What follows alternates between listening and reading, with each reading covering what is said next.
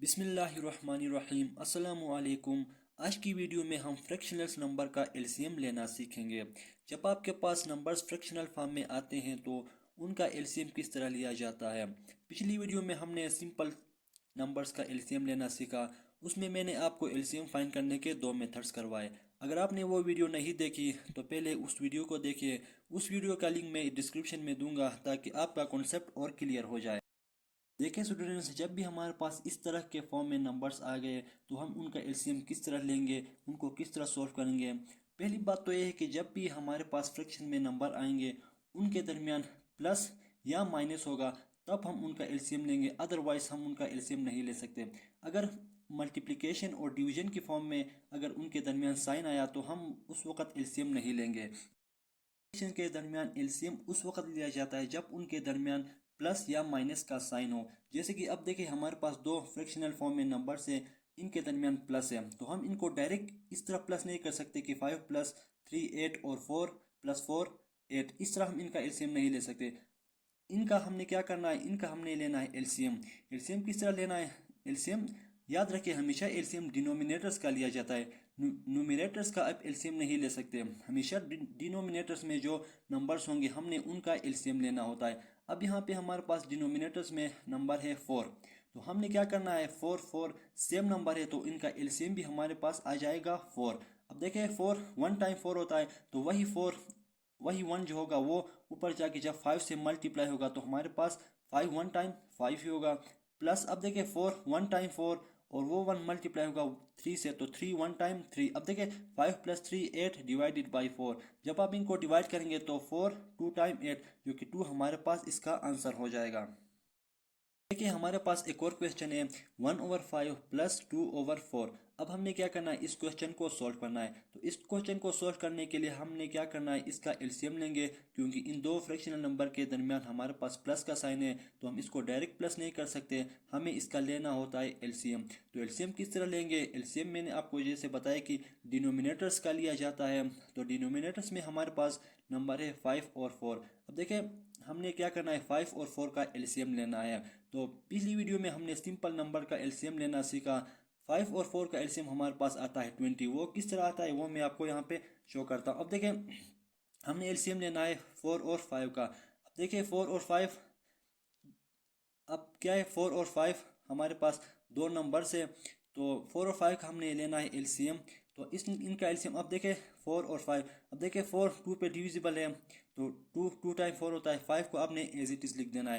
अब देखिए 2 1 टाइम 2 और 5 को आपने एज इट इज लिख दिया। अब देखें 5 1 5 1 टाइम 5 होता है। अब देखिए एलसीएम में आपने 1 तक डिवाइड करके 1 तक लाना है। अब जो भी आपके पास डिवाइजर आ जाएंगी उनको आपने सिंपली कर देना है मल्टीप्लाई। तो डिवाइजर हमारे पास है 2 और 5। अब देखिए 2 मल्टीप्लाई बाई 2 मल्टीप्लाई बाई 5। अब ये हमारे पास हो गया 2 multiply by 2 4 multiply by 5 20। Means के 4 और 5 का एलसीएम हमारे पास आया 20। तो हमने 20 लिख दिया यहाँ पे। अब देखिए ये 20 5 के टेबल में भी आता है और 4 के टेबल में भी आता है। अब देखिए 5 4 टाइम 20 होता है तो वही 4 ऊपर जाके 1 से दोबारा मल्टीप्लाई होगा तो हमारे पास 4 आ जाएगा।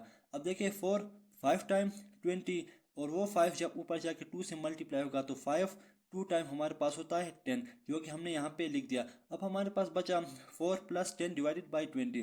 4 प्लस 10 हमारे पास होता है 14 डिवाइडेड बाई 20।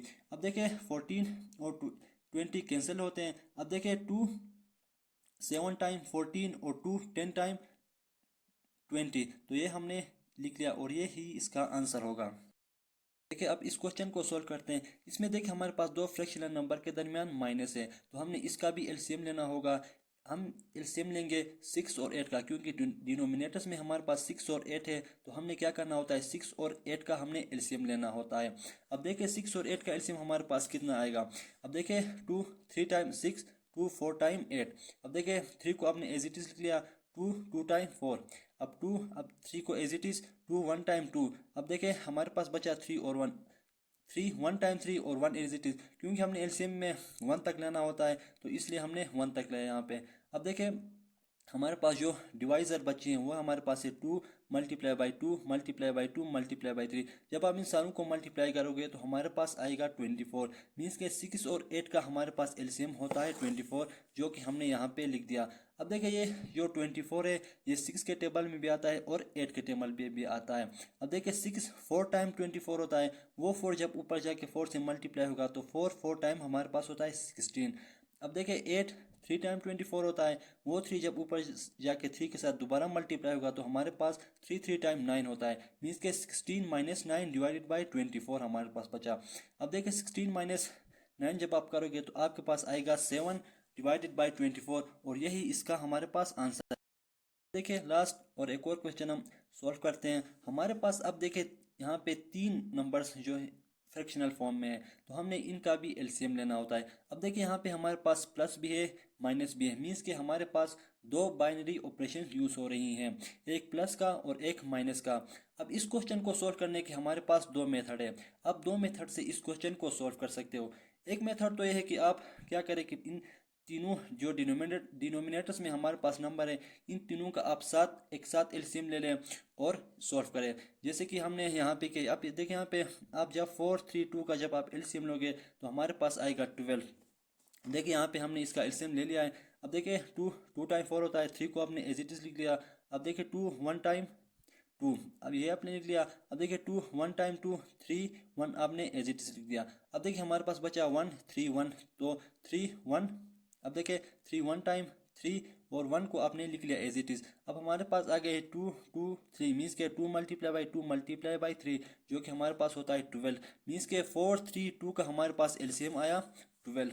आप इस तरह इसको सोल्व कर सकते हैं कि आप तीनों का साथ एलसीएम ले लें और इसको सोल्व करें। मीन्स अब देखिए हमारे पास यहाँ पे आया 12 इसका एलसीएम। अब देखिए 12 इन तीनों के टेबल में आता है। मीन्स के 4 3 टाइम 12 होता है, वो 3 जब ऊपर से जाके 2 के साथ मल्टीप्लाई होगा तो 3 2 टाइम हमारे पास होता है 6। अब देखिए 12 3 के टेबल में भी आता है। अब देखिए 3 4 टाइम 12 होता है, वो 4 जब ऊपर जाके 4 से मल्टीप्लाई होगा तो हमारे पास आएगा 16। अब देखिए हमारे पास है 2। अब देखिए 12 2 के टेबल में भी आता है। 2 6 टाइम 12 होता है, वो 6 जब ऊपर जाके 5 से मल्टीप्लाई होगा तो हमारे पास 30 हो जाएगा। अब देखिए दमास रूल के मुताबिक हमने पहले प्लस को सोल्व करना है, देन हम क्या करेंगे माइनस को सोल्व करेंगे। तो हमारे पास 16 प्लस 6 प्लस 16 हमारे पास 22 हो जाएगा। माइनस 30 आपने लिख लिया डिवाइडेड बाई 12। अब देखिए हमारे पास 22 माइनस 30 जब आप करोगे तो हमारे पास आएगा माइनस 8 डिवाइडेड बाई 12। अब देखिए ये दोनों 4 से डिवाइड होने हैं, तो 4 2 टाइम 8 4 3 टाइम 12, तो हमारे पास इसका आंसर आया -2/3। एक मेथड तो ये था हमारे पास इसको सॉल्व करने का।